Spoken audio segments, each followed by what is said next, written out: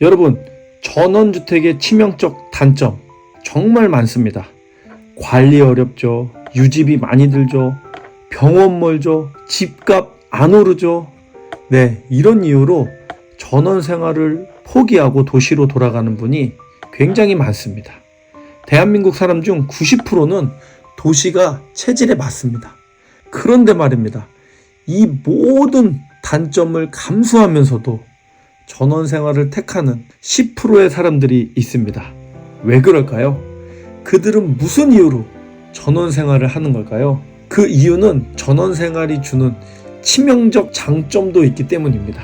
한 번 빠지면 절대로 도시로 못 돌아가는 이유 분명히 있습니다. 그분들은 삶의 가치와 추구하는 행복이 다르기 때문입니다. 이 영상을 끝까지 보시면 전원 생활이 여러분에게 필요한지 혹은 맞지 않은지 확실하게 판단할 수 있을 겁니다. 전원 생활의 치명적인 장점 10가지 바로 시작합니다. 장점 첫 번째, 층간소음이 없다. 아파트 살면서 층간소음 때문에 스트레스 받아보신 적 있으신가요? 아이들이 조금만 뛰어도 조용히 해라 소리 지르고 이웃 눈치 보느라 집에서도 정말 조용조용, 그게 반복되면 결국 집이 가족이 쉴 수 있는 공간이 아니라 스트레스 받는 공간이 됩니다. 그런데 여러분, 층간소음 하면 어린 아이들의 문제라고 생각하시나요? 네, 오히려 성인들의 층간소음이 더 심각합니다. 실사례로 부산의 한 아파트에서는 층간소음 갈등이 심해지면서 윗집과 아래층 주민이 CCTV를 설치하고 녹음기까지 돌려가며 서로를 감시하는 지경까지 갔습니다. 이웃 간의 관계는 최악으로 치닫고 결국 경찰이 개입하는 일까지 벌어졌습니다. 또 경남 사천에서는 현관문을 세게 닫는다는 이유로 윗집 주민을 살해하고 달아난 남성이 경찰에 붙잡히는 일도 있었습니다. 예, 여러분, 이게 현실입니다.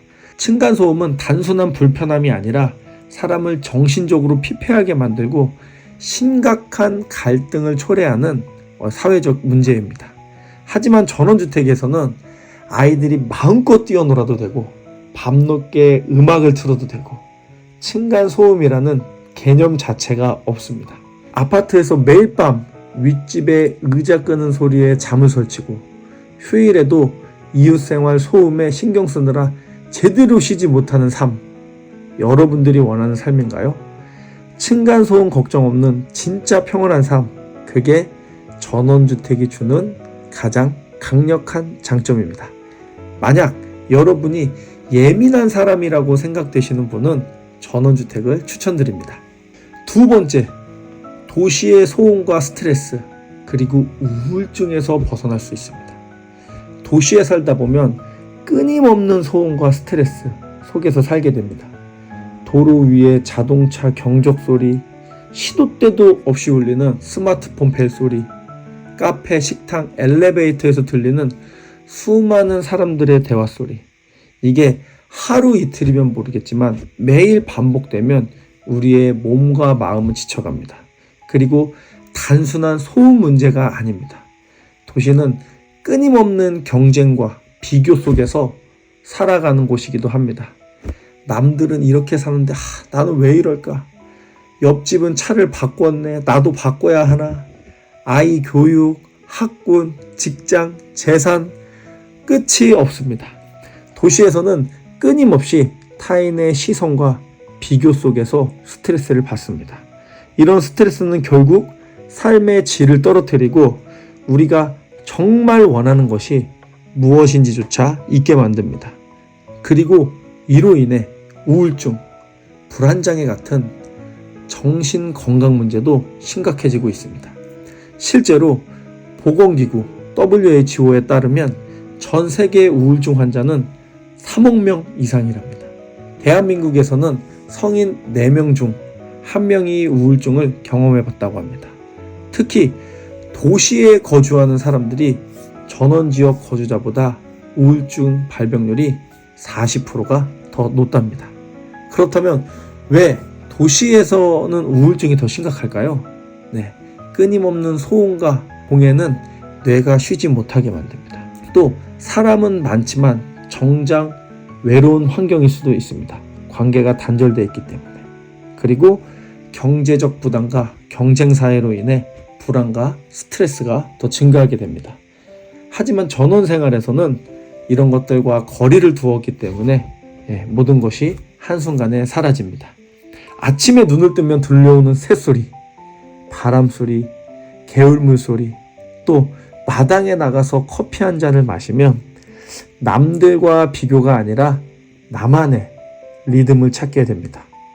우리 가족의 행복, 내 삶의 방향을 다시 정리할 수 있는 진짜 여유가 생깁니다. 실제로 자연 속에서 생활하면 우울증과 불안감이 줄어든다는 연구 결과도 많습니다. 식물과 접촉하는 것만으로 스트레스 호르몬, 코르티솔이 감소하고 햇볕을 자주 쬐면 세로토닌 분비 증가로 기분이 좋아집니다. 녹색이 많은 환경에서 생활할수록 우울증 발병률은 감소하고 있습니다. 도시에서 벗어나 소음 없는 삶, 비교 없는 삶, 그리고 우울증 없는 삶, 이런 걸 원하신다면 또 전원주택이 대안이 될 수 있습니다. 세 번째, 계절의 변화를 몸으로 느낍니다. 도시에서는 사계절이 있지만 실내 생활이 많기 때문에 유리창 너머로 보고 있습니다. 전원생활에서는 직접 계절을 온몸으로 느낄 수 있습니다. 봄이 되면 생명이 살아나는 현장을 봅니다. 여름이면 더위를 온몸으로 느낍니다. 가을이면 단풍이 변해가는 모습을 매일 볼 수 있습니다. 겨울이 되면 눈 오는 모습을 조용히 고요하게 지켜볼 수 있습니다. 이 모든 게 자연 속에서 생활하면서 느끼는 것입니다. 온몸으로 자연과 함께하는 것, 이게 전원생활의 매력입니다. 네 번째, 마당이 주는 삶의 풍성함, 바로 텃밭 키우기입니다. 마트에서 채소 한 단 살 때 가격 보고 한숨 쉬어본 적 있으신가요? 이거 왜 이렇게 비싸? 신선하긴 한데 농약은 안 쳤을까? 이런 생각하죠. 그런데 여러분, 이 모든 걱정을 없애는 방법이 있습니다. 바로 텃밭입니다. 전원주택에서 텃밭을 가지면 그냥 건강한 채소를 먹는 게 끝이 아닙니다. 몸을 움직이면서 건강이 좋아지고요. 정신적으로도 안정됩니다. 내가 뭔가를 키우고 또 수확을 하면서 오는 이 정신적 안정이 무시할 수 없습니다. 또 많지는 않지만 자급자족하면서 경제적 부담까지 줄어들게 됩니다. 이것이 전원주택이 주는 또 하나의 장점입니다. 다섯 번째, 햇살이 주는 치명적인 장점. 도시에서 햇빛을 제대로 받을 수 있는 시간 얼마나 될까요?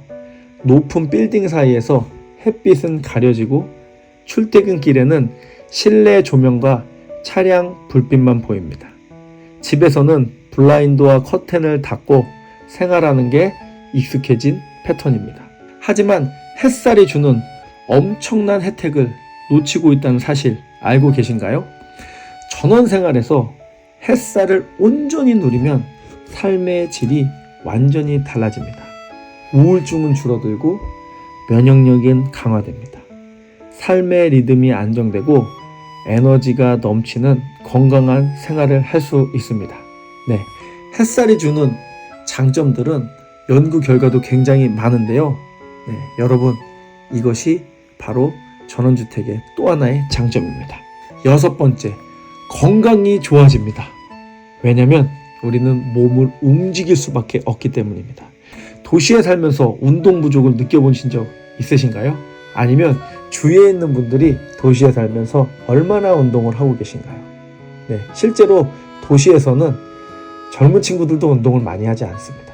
차로 이동하고 버스로 이동하고 사무실에서 특히 앉아만 있고 집에서는 소파에서 누워 스마트폰만 보는 게 현실입니다.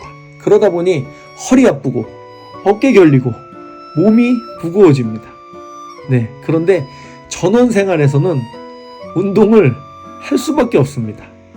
바로 몸을 자연스럽게 움직일 수밖에 없는데요. 왜냐하면 텃밭을 가꿔야 됩니다. 직접 채소를 심고 수확하면서 자연스럽게 몸을 쓰게 됩니다.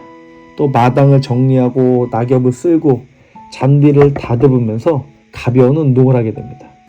만약 집에 진짜 장작을 패신다면 이거 상체 근력 장난 아닙니다.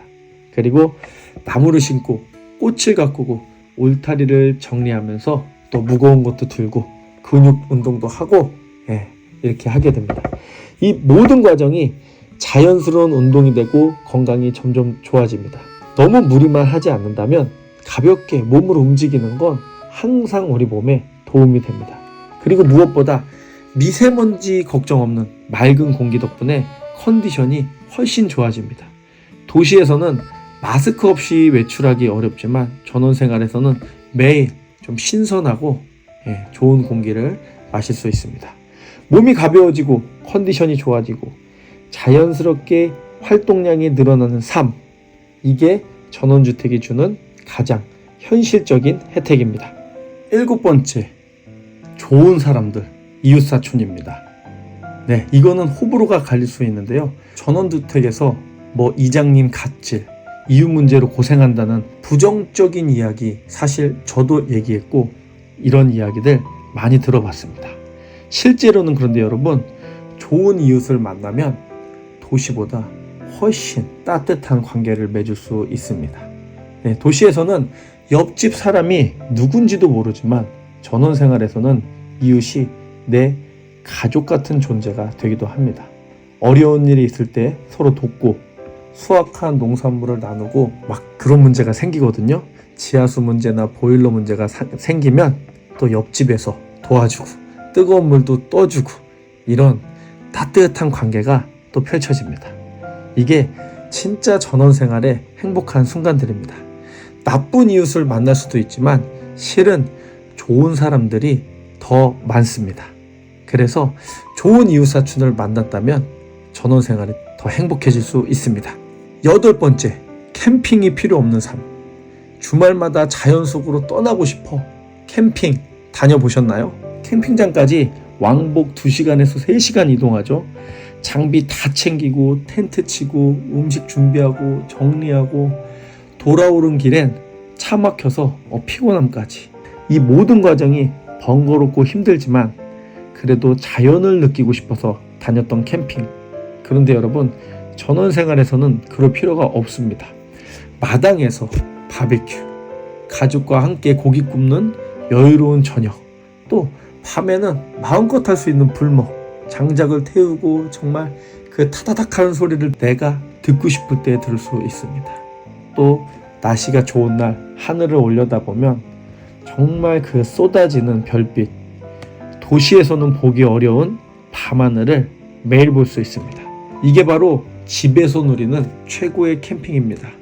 굳이 주말마다 짐 바리바리 싸들고 떠나서 다 피고 또 다 접고 거기서 끝입니까? 집에 와서 텐트부터 정리해야 됩니다. 그런데 전원생활을 한다면 이게 바로 내 집 앞에서 최고의 캠핑을 할 수 있다는 장점이 있습니다.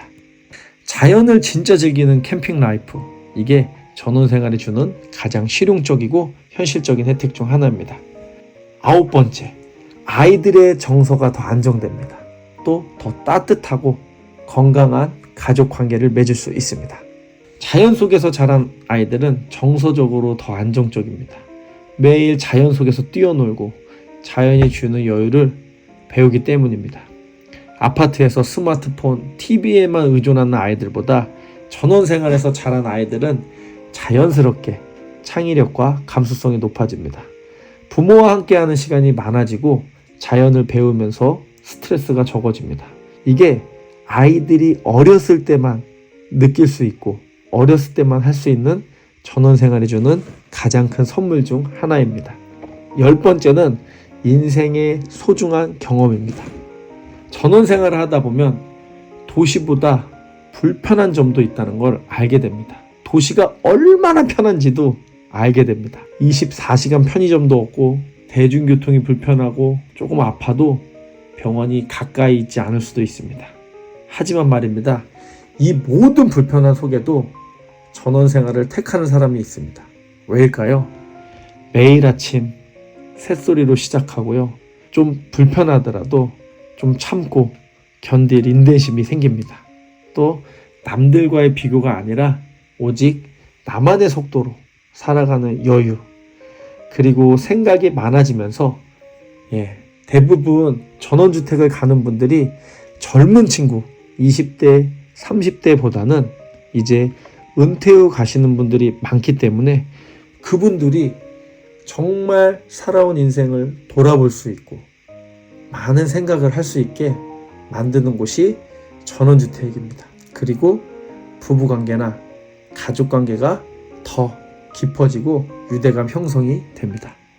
이런 이유로 제대로 전원생활이 맞는 사람이라면 다시 도시로 돌아가지는 못하는 이유가 됩니다. 도시에서는 쉽게 느끼지 못했던 삶의 진정한 여유와 가치를 알게 되기 때문이죠. 그리고 언젠가 다시 도시로 돌아가더라도 전원에서 보낸 시간은 인생에서 가장 소중한 경험으로 남게 됩니다. 후회 없는 선택, 내 인생에서 가장 큰 전환점이 될 수 있는 주거지를 구하는 곳. 도시 생활에 조금 지치셨다면 전원 생활이 대안이 될 수 있습니다. 네, 여러분 이렇게 장점 10가지를 제가 뽑았는데요. 또 여러분이 생각했을 때 장점 있으시면 댓글로 남겨주시면 좋겠습니다. 단점은 안 남겨주셔도 됩니다. 왜냐면 그 단점들은 너무 많은 곳에서 얘기했고 저도 단점이 많다는 것을 영상으로 여러 개 만들었기 때문에 너무나도 잘 알고 있습니다. 하지만 어디에나 장점과 단점은 존재합니다. 그러기에 너무 부정적인 시각으로 세상을 바라보지 마시고요. 긍정적인 면을 보는 영상을 만들었으니까요. 조금 이번만큼은 긍정적으로 생각해 보시길 바랍니다. 네, 오늘 영상이 조금이라도 공감됐다면 구독 부탁드리겠습니다. 그럼 다음에 더 좋은 내용으로 찾아뵙도록 하겠습니다. 감사합니다.